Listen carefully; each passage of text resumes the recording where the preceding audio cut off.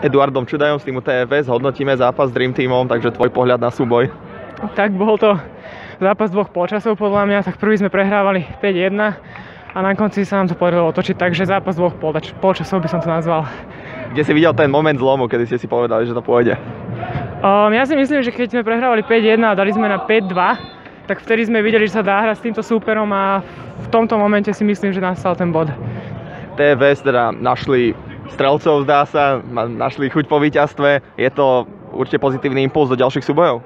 Tak určite, troška sme zmenili teraz štýl hrania. Sme to teraz prvýkrát vyskúšali, no a konečne sa to podarilo, takže dúfam, že nám to odteraz pôjde, ale treba zachytiť ten úvod a potom by sme mohli akože dosiahnuť nejaké dobré výsledky.